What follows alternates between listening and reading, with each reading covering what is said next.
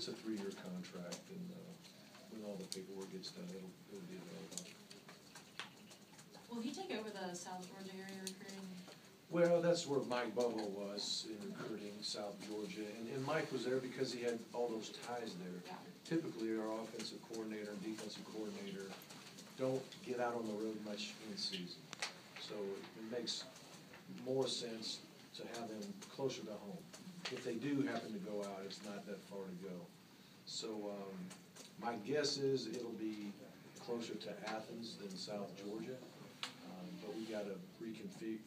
First of all, we got to hire our line coach, and once we know who everybody is, what their experiences are, what connections they may have, we'll be able to decide who goes where. But again, we're going to continue to divide the state of Georgia into 9 pieces for our 9 full-time recruiters that are the full-time coaches, and then our philosophy of trying to divide the Metro Atlanta area into 9 as well, to have everybody have a piece of Metro Atlanta as well. So we'll continue that philosophy, but exactly where he'll land in recruiting, I'm not certain. Or do you believe you'll have an offensive line coach by the time that period comes to an end? I hope so. We would love to be able to get that guy on the road and all that type of thing, but again, it's important to make sure we get the right person. And if it takes a little longer than that, so be it. But the goal would be to get it done prior to then. But you know, if all we had to hire was a line coach, I think that would have been done by now.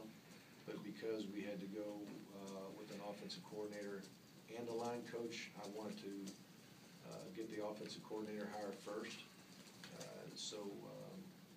Because I wanted to know what he was looking for in an offensive line coach. I want him to have that comfort factor. Because, like I said before, when I became a coordinator the first time and being the quarterback's coach, that's your biggest hire in your mind. I've got to make sure I've got the right line coach. And so I didn't want to get a line coach that might not mesh as well as possible. So the big thing was to try to, on the timeline, get the coordinator first, and then try to get the right line coach afterwards. I was going to ask you, is he going to hire the line coach? Are you going to have input? Or? Oh, he'll have input, yeah, certainly. And he's already had input in what he's looking for in a line coach.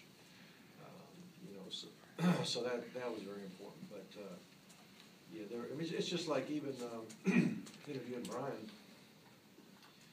We didn't have just the offensive staff, and then we had the entire staff. It's important. It's a staff decision. It's not just an offensive side of the ball decision. And we want everybody to have input and everybody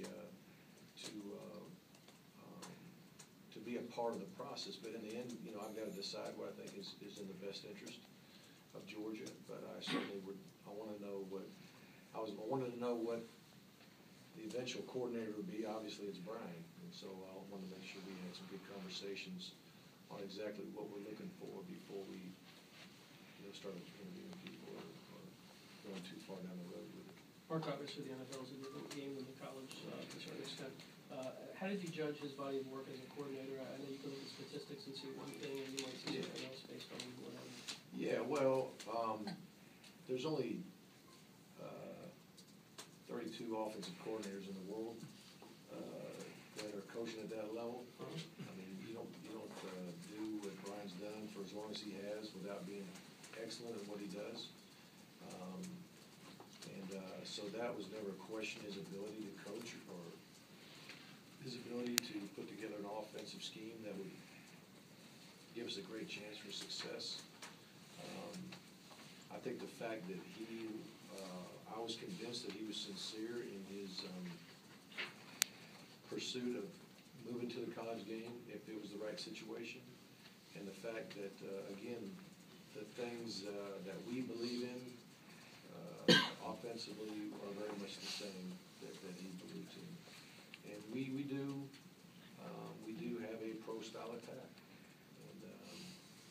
And so there weren't a massive amount of candidates at the college level, quite frankly, that do the things that we do. Mark, if the strength staff, as they started working with the guys with him, is that team will begin, there's days that, I guess they're called discretionary weeks, that you have to have so many weeks that you don't have a mandatory, it's not mandatory for the players to lift and run and do all those kind of things. And we're approaching the time when we're gonna start, the times that it can be mandatory, which will be this week coming up. I think we designated Wednesday as the day to start the strength and conditioning program,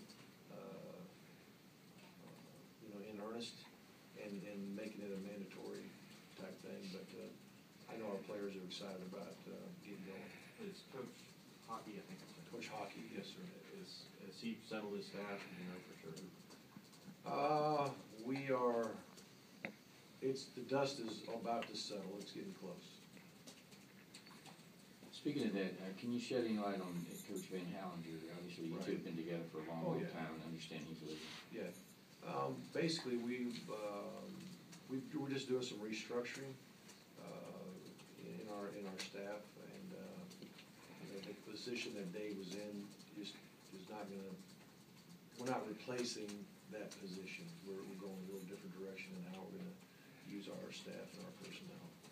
But Dave has been a great blessing in my life, and he's done a great job here at Georgia. And I know he's excited about his future and what he'll do in the future.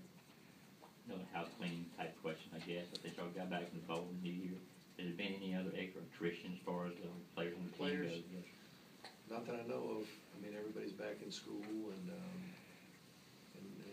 seemingly very excited about getting ready for 2015. It's amazing how fast sometimes you can turn the chapter and begin to look forward to what next year can bring.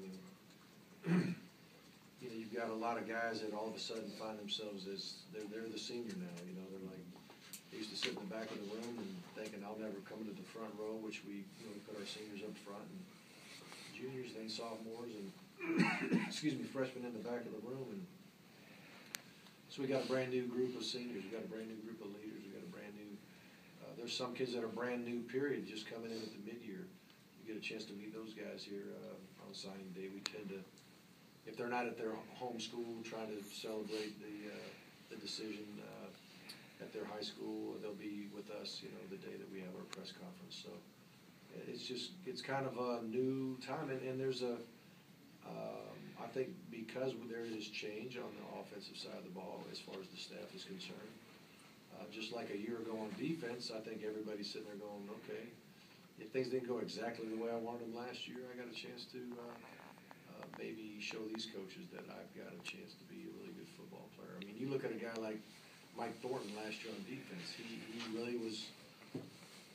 It wasn't going great, as far as he was concerned, as far as playing time and opportunity and all that. And the new staff came in and saw what Mike could do. And I think Mike also, because it was a new staff and new life, probably produced a little bit better in practice too, knowing that he's got a chance. So there's a lot of excitement going into this year.